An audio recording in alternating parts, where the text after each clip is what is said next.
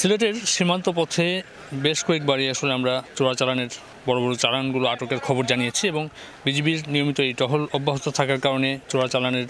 যে পণ্য বাংলাদেশে প্রবেশ করে সেই চালান আটকের ক্ষেত্রে তারা কিন্তু সবসময় তাদের পক্ষ থেকে যেটুকু করার তারা করেন। আজকে একটি বড় চালান আসলে আটক হয়েছে। সিলেটের যে বিজিবি 48 ব্যাটালিয়ন রয়েছে সেই ব্যাটালিয়নের অধীনস্থ এলাকাগুলোতে অভিযান চালিয়ে প্রায় 12 কোটি টাকার বেশি ভারতীয় চোরাচালান পণ্য কিন্তু আটক করা সম্ভব হয়েছে। এই মুহূর্তে আসলে প্রায় 9টি ট্রাকে করে এই চোরাচালান পণ্য সেক্টর যে সদর দপ্তর রয়েছে সিলেট বিজিবি 48-এর সেই সদর দপ্তরে আনা হয়েছে এবং এই চালানগুলোতে রয়েছে ভারতীয় শাড়ির পাশাপাশি বিভিন্ন কসমেটিক্স পণ্যের পাশাপাশি নানা ধরনের ভারতীয় পণ্য যেগুলো আসলে বাংলাদেশে প্রবেশ করে। এবং ঈদকে সামনে রেখেই এই চালানটি বাংলাদেশের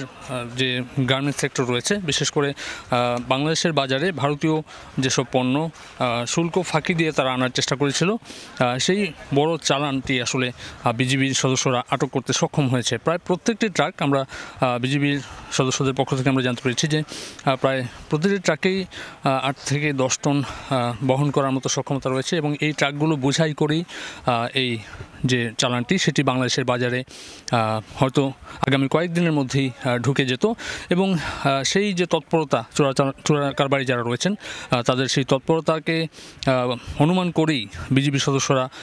এই অভিযান পরিচালনা করেন এবং এই অভিযানটি পরিচালনা করতে গিয়ে বিজিবি সদস্যদের অনেকটা বেগ পেতে হয়েছে। আমরা যেটি জানতে পেরেছি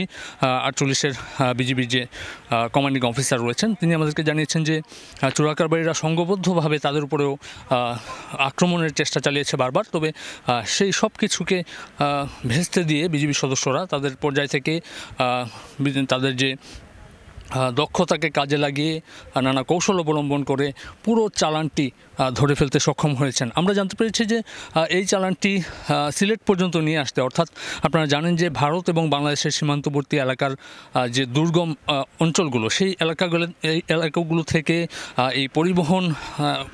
পরিবহন ব্যবহার করে এই ট্রাক যুগে সিলেট 48 ব্যাটালিয়নের সদর দপ্তর পর্যন্ত নিয়ে আসতে অনেকটা সময় লেগেছে এবং এটি সকাল নাগাদ এগুলো বোঝাই করে যখন আনা হয় তখনই কিন্তু এগুলোকে আলাদাভাবে নিরাপত্তা দিয়ে আনতে হয়েছে, কেননা সংঘবদ্ধ যে চক্রটি রয়েছে চোরাকারবারিদের তারা কিন্তু পথে ওৎপেতে ছিল এবং যে কোনো সময় এই মালামালগুলো ছিনিয়ে নিয়ে যাওয়ারও তারা চেষ্টা করেছে এমনটি আমরা জানতে পেরেছি। তবে বিজিবি সদস্যরা তাদের দক্ষতাকে কাজে লাগিয়ে পাশাপাশি তাদের পর্যায় থেকে তাদের যে সদস্য যারা প্রোটেকশনে ছিলেন তাদের এই সদস্যদের সংখ্যা বাড়িয়ে তারা একটি প্রোটোকল দিয়ে আসলে এখান পর্যন্ত নিয়ে আসতে সক্ষম হয়েছে। কিছুক্ষণের মধ্যে আসলে আনুষ্ঠানিকভাবে এই চোরাচালান পণ্যের উপরে একটি প্রেস ব্রিফিং করা হবে এবং প্রেস ব্রিফিংয়ের